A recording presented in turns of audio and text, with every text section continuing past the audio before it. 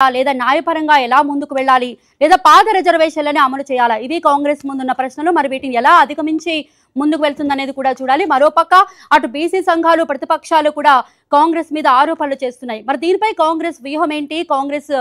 నేతలు కార్యకర్తలు ఏమంటున్నారో తెలుసుకుందాం మా కరెస్పాండెంట్ కృష్ణవేణి లైవ్ లో సిద్ధంగా ఉన్నారు కృష్ణవేణి ఇప్పుడు ఇది పొలిటికల్ టర్న్ తీసుకునే నేపథ్యంలో బీసీ రిజర్వేషన్ల అంశంపై అంతా సందిగ్ధత నెలకొంది ఏ విధంగా ముందుకు వెళుతుంది కాంగ్రెస్ పాత రిజర్వేషన్లు అమలు చేస్తుందా లేక కోర్టులో కేసు తేలే వరకు కూడా ఆగుతుందా అనేది ఇప్పుడు సందిగ్ధంగా మారింది విమర్శలకు చెక్ పెట్టేందుకు ఎటువంటి వ్యూహంతో ఉన్నారు కాంగ్రెస్ నేతలు శ్వేత నిన్న హైకోర్టు స్టేతో తెలంగాణ కాంగ్రెస్లోని నేతలందరూ తమ అసంతృప్తిని అయితే వ్యక్తం చేశారు న్యాయ పోరాటం చేశాము ఇటు మా వాదనలు ఏవైతే ఉన్నాయో అవి కరెక్ట్గానే ఉన్నాయి అయినా కూడా స్టే రావడాన్ని వాళ్ళు తప్పుపట్టారు ఖచ్చితంగా ఇది న్యాయపరమైన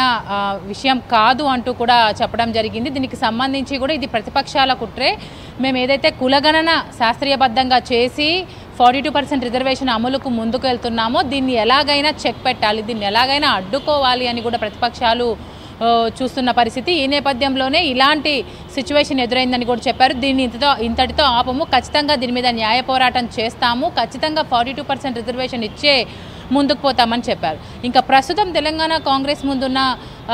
కొన్ని ప్రశ్నలు అయితే మనం చూడొచ్చు ఎందుకంటే ప్రతిపక్షాలు కూడా దీని మీద ఘాటుగానే స్పందించాయి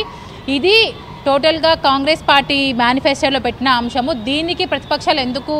కలిసి వస్తాయి అని కూడా వాళ్ళు ప్రశ్నిస్తున్న పరిస్థితి అసెంబ్లీలో ఏదైతే చట్టం చేశారో అప్పుడు ప్రజలకు మంచి జరుగుతుంది అంటే అందరూ దాన్ని యాక్సెప్ట్ చేస్తారు కానీ ఇది రాజ్యాంగబద్ధంగా వెళ్ళకపోతే కనుక ఖచ్చితంగా దీని మీద స్టే వచ్చే అవకాశం ఇలాంటి న్యాయపరమైన చిక్కులు వచ్చే అవకాశం ఉంటుందని ముందు నుంచి బీజేపీ బీఆర్ఎస్ చెప్తూనే వచ్చింది ఈ నేపథ్యంలో ఏ కాన్ఫిడెన్స్తో అధికార కాంగ్రెస్ ఈ స్టెప్ తీసుకుందో తెలియాలి అంటూ కూడా వాళ్ళు చెప్తూ ఉన్న పరిస్థితి గత బీఆర్ఎస్ ఇంకా ప్రతిపక్ష బీఆర్ఎస్ అయితే ఇంకొక అడుగు ముందుకు వేసి గత బీఆర్ఎస్ హయాంలో ఇలాంటి పరిస్థితి ఎదురైనప్పుడు అప్పుడు రేవంత్ రెడ్డి చేసిన కొన్ని వ్యాఖ్యలను సోషల్ మీడియా వేదికగా కూడా సంధిస్తున్న పరిస్థితి మనం చూసాం ఇంకా ఈ నేపథ్యంలోనే అధికార కాంగ్రెస్ దీని మీద ఎలాంటి స్టెప్ తీసుకుంటుంది ప్రస్తుతం స్థానిక సమస్యల ఎన్నికల్లోనికి పోవాలి ఎందుకంటే జీవోని అయితే రద్దు చేయలేదు ఎలాంటి తీర్పు రాలేదు 4 వీక్స్ మొత్తం 2 వీక్స్ మొత్తం 6 వీక్స్ వరకు కూడా దీనికి స్టే విధించింది దీనికి కౌంటర్ పిటిషన్ మరి అధికార కాంగ్రెస్ ఎప్పుడు వేస్తుంది దీనికి సంబంధించి కూడా న్యాయ నిపుణులతో మాట్లాడుతూ ఉన్న పరిస్థితి ఖచ్చితంగా దీని మీద న్యాయ పోరాటం చేస్తాము న్యాయం జరిగే వరకు మేము వదిలిపెట్టము అంటూ కూడా చెప్పారు దీనికి సంబంధించి బీసీ సంఘాలు కూడా రియాక్ట్ అయిన పరిస్థితి ఈ జీవోని తీసుకొచ్చినప్పుడు బీసీ సంఘాలకు సంబంధించి కూడా చాలామంది నేతలు దీని మీద దీన్ని అప్రిషియేట్ చేసిన పరిస్థితి మంచి జీవో ఇన్నాళ్లకు బీసీలకు న్యాయం జరిగే పరిస్థితి వచ్చిందన్నారు నిన్న స్టే విధించిన వెంటనే కూడా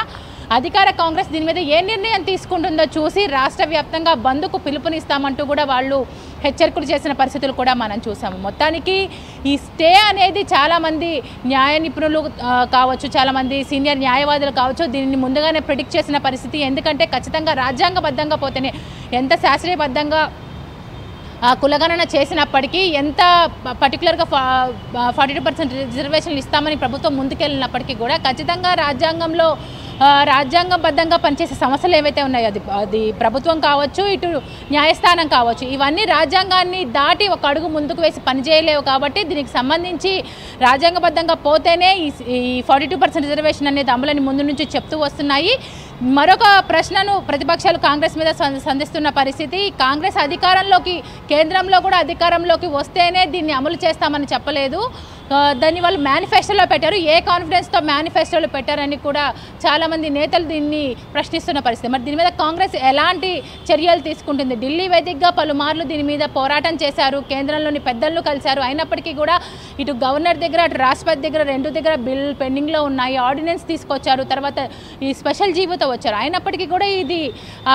అమలు కాని పరిస్థితి అయితే ఈ నేపథ్యంలో నెక్స్ట్ కాంగ్రెస్ ఏ స్టెప్ తీసుకుంటుంది అనేది మాత్రం అందరూ ఈగర్గా ఎదురు చూస్తున్న పరిస్థితి ఇప్పుడు ప్రజెంట్ ఎన్నికల్లోనికి పోవాలంటే కనుక ఖచ్చితంగా ఇదంతా క్యాన్సిల్ చేసుకొని మళ్ళీ యూటర్న్ తీసుకొని కొత్తగా ఎన్నికల షెడ్యూల్ నోటిఫికేషన్ అంటూ కూడా పాత రిజర్వేషన్ పద్ధతిలో వెళ్ళాలి ఇమీడియట్గా వెళ్ళాలంటే ఎందుకంటే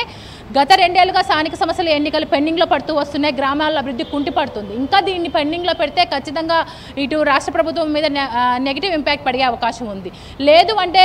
42% రిజర్వేషన్తోనే స్థానిక సమస్యల ఎన్నికల్లోనికి పోవాలంటే ప్రాపర్గా ఖచ్చితంగా సుప్రీంకోర్టును ఆశ్రయించాలి సుప్రీంకోర్టు దీని మీద ఎలాంటి గైడ్ లైన్స్ ఇస్తుంది. లేదు అని అంటే ఇటు కేంద్రాన్ని ఆశ్రయించి ఏదో ఒక నిర్ణయం తీసుకొని ఖచ్చితంగా కాంగ్రెస్ ముందుకు వెళ్లాల్సిన పరిస్థితి. ఇప్పుడు ఈ సిచ్యువేషన్లో కాంగ్రెస్ ఎలాంటి నిర్ణయం తీసుకుంటుంది అనేది వేచి చూడాల్సిన పరిస్థితి Shweta. Right Krishnaveni, thank you. మొత్తం మీద హైకోర్టు నిర్ణయంతో తెలంగాణలో బీసీ రిజర్వేషన్లకు సంబంధించి పొలిటికల్ ఫైట్ అయితే కొనసాగుతోంది. మరి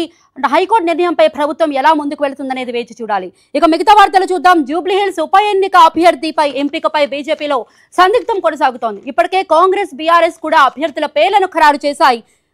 బీజేపీ ఉప ఎన్నిక అభ్యర్థి పేరు మాత్రం